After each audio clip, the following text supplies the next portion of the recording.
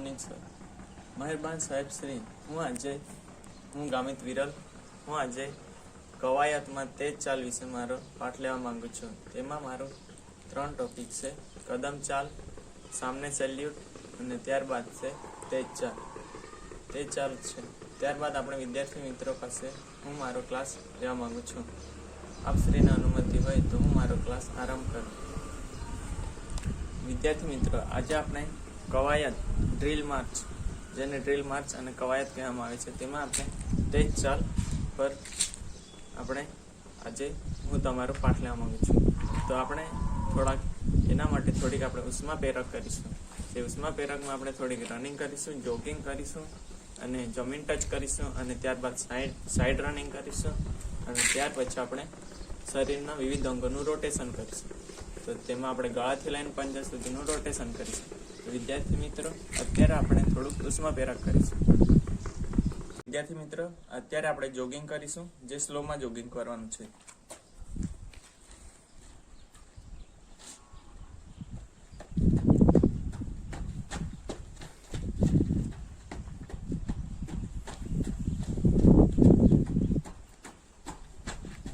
ત્યારબાદ આપણે speed running કરવાની છે.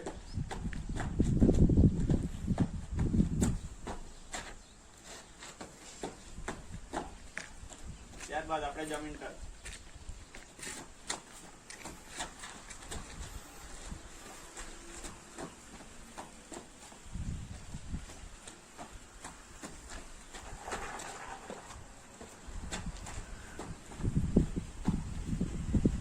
ત્યારબાદ આપણે કરીશું સાઈડ રનિંગ.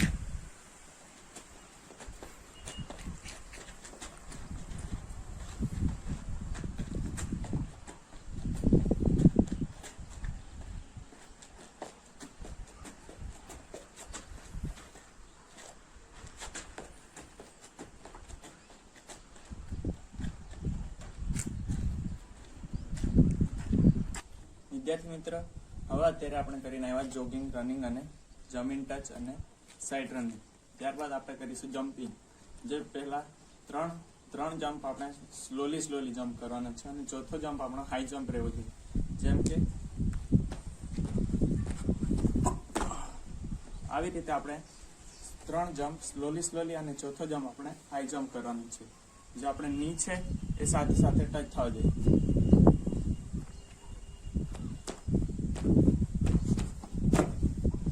આવી રીતે આપણે એક્સરસાઇઝ કરવાની છે. ત્યારબાદ આવે છે આપણે રોટેશન. રોટેશન શરીરના બધા અંગોને લચીલા બનાવે છે. જેમ આપણે અત્યારે માથાના ગળાથી લઈને રોટેશન કરીશું. કમર હાથ પર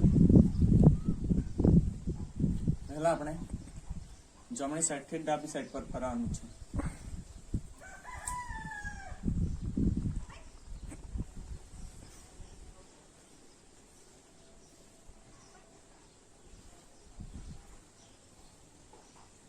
જમણી સાઈડથી ડાબી તરફ ફરાવ્યા હોય, વિરુદ્ધ દિશામાં એક સાઈડથી ડાબી સાઈડથી આપણે જમણી સાઈડ પર ફરવાનું છે.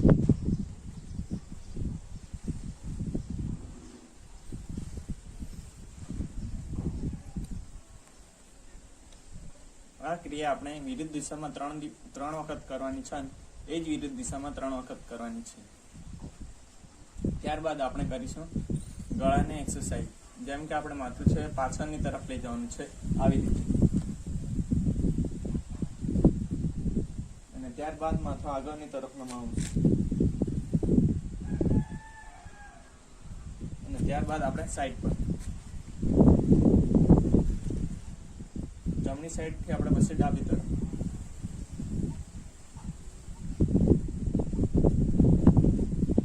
ત્યારબાદ આપણે કરીશું ખભાનું રોટેશન. જેમાં ખભાના રોટેશનમાં આપણે હાથ ફરાવીશું. આગળની સાઈડથી પાછળની સાઈડ લઈ જવાનું છે આપણે હાથ, આવી રીતે. જેમ બને એમ હાથ સીધા રાખવાની કોશિશ કરવાની.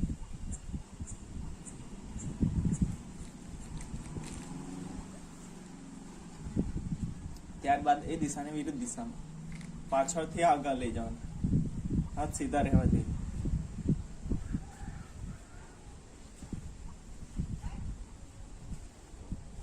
ત્યારબાદ આપણે કરીશું ઓલ્ટરનેટ. એક હાથ આગળની તરફ અને એક હાથ પાછળની તરફ, આવી રીતે ઓલ્ટરનેટ થાય છે અને ઓલ્ટરનેટ ક્રિયા કહેવાય છે. જમણો હાથ પાછળ તો ડાબો હાથ આગળ રહેશે.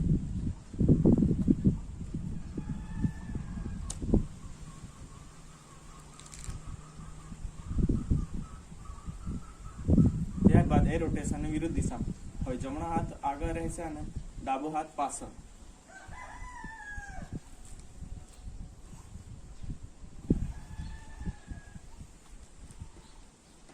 ત્યારબાદ વિદ્યાર્થી મિત્રો આપણે કમર રોટેશન કરીશું. કમર રોટેશન જમણી તરફથી પાછળની તરફ લઈ જઈને ડાબી સાઈડે લઈ જવાનું છે. ફક્ત કમરનો ભાગ જ હલાવવો જોઈએ. રોટેશન થવો જોઈએ ખાલી કમરનો ભાગ. માથું સ્થિર રહેવું જોઈએ. હવે જમણી તરફથી ડાબી સાઈડ લઈ ગયા હતા આપણે, ડાબી સાઈડથી જમણી તરફ.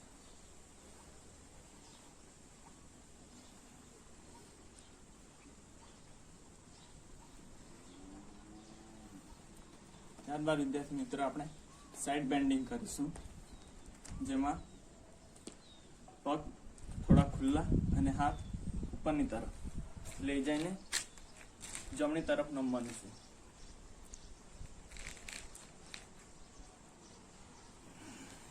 ત્યારબાદ ડાબી તરફ.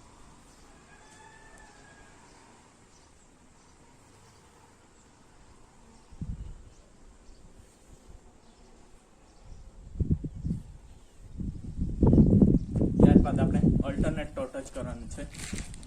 જેમ બને તેમ બંને પગ ખુલ્લા અને હાથ સાઈડ પર. ત્યારબાદ આપણે પહેલા ડાબી સાઈડે નમવાનું છે, ત્યારબાદ જમણી સાઈડ.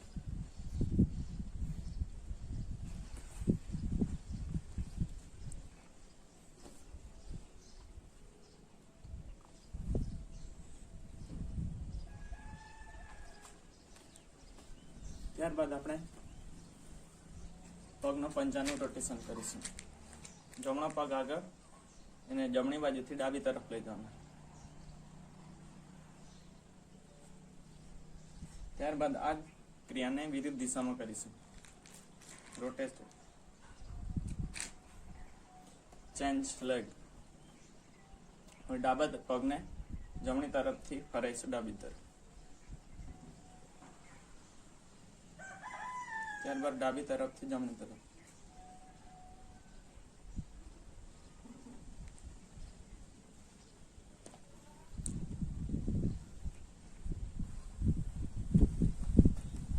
આવી રીતે કર્યું આપણે ઉષ્મા પ્રેરક. કોઈ પણ રમતની શરૂઆતમાં જો ઉષ્મા પ્રેરક કરવામાં આવે તો રમત દરમિયાન કોઈ પણ નાની મોટી ઈજાઓ થાય એમાં આપણને શરીર ગરમ રહે તો તકલીફ ઓછી થાય છે. તો વિદ્યાર્થી મિત્ર આપણે અત્યારે ઉષ્મા પ્રેરક કર્યું. ત્યારબાદ હું તમને થોડીક માહિતી ડ્રીલ માર્ચ વિશે આપીશ, જે કદમ તાલ અને સામને સેલ્યુટ અને ત્યારબાદ આપણે તે ચાલ વિશે થોડીક માહિતી મેળવીશું. તો આપણે અત્યારે થોડીક નાની માહિતી કદમ તાલથી આપણે શરૂઆત કરીશું. જેમાં કદમ તાલમાં આપણે માહિતી આપું તેમાં તમારે કદમ તાલમાં જે આ ડાબો પગ છે, આ ડાબા પગને આપણે આગળ લઈ જવાનો છે અને ત્યારબાદ જમણો હાથ. આવી રીતે આપણે પોઝિશન રહેશે. જો હમણાં અત્યારે આપણને પરેડના અવાજે આપણને પરેડ આગે બળ એમ કે તો પછી આપણે એક અવાજે આપણે ડાબો પગ લઈ જવાનો છે. જેમ આ ડાબો પગ એક ઘૂંટણ સીધો રહેશે અને એડી પડે એવી રીતે એક ઘૂંટણ પગ મૂકવાનો નીચે. આવી રીતે જોજો.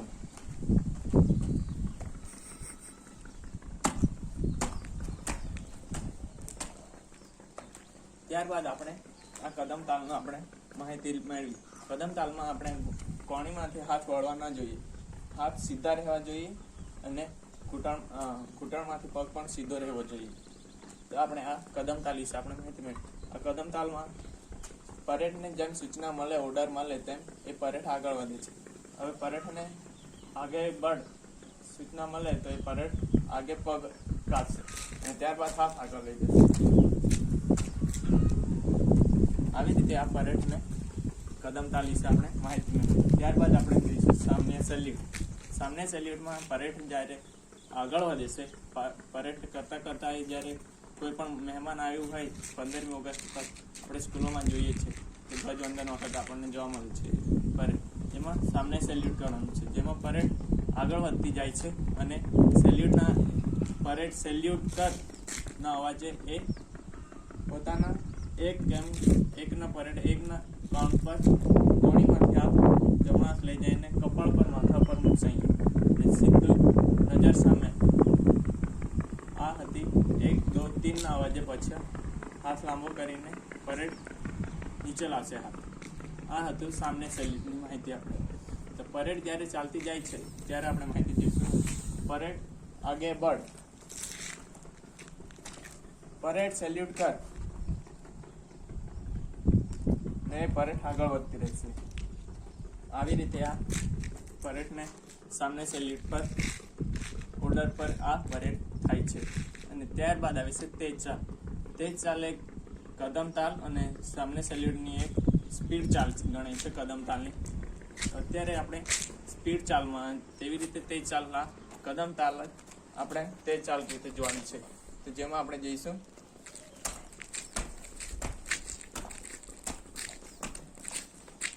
આવી રીતે કદમ તાલનો અભ્યાસ થાય છે, જે તે ચાલમાં વધારે સ્પીડમાં ચાલવામાં આવે છે. આ 26મી જાન્યુઆરી કે 15મી ઓગસ્ટ વિશે વખતે આપણા સૈન્ય કાં તો આપણા સ્કૂલોના વિદ્યાર્થીઓને આપણે આ માહિતી આપીએ છીએ. તેનાથી આપણે આગળ પ્રેરિત થઈએ છીએ. જે આપણી આર્મી છે ને, ભારતની આર્મી, ઇન્ડિયન આર્મી, બધા દેશોની આર્મી પરેડ વખતે આવી રીતે કદમ ચાલ, તેલ ચાલ આનો અભ્યાસ કરીને એ લોકો કરે છે. તો અત્યારે વિદ્યાર્થી આપણે જોયું કદમ તાલ, સામને સેલ્યુટ અને તેજ ચાલ. આ ત્રણેય ટોપિક વિશે આપણે થોડીક માહિતી મેળવી. તો આપ સૌને મારે એક જ વિનંતી છે કે તમે મારો ક્લાસ ભર્યો એ માટે તમને ખૂબ ખૂબ અભિનંદન અને થેન્ક યુ.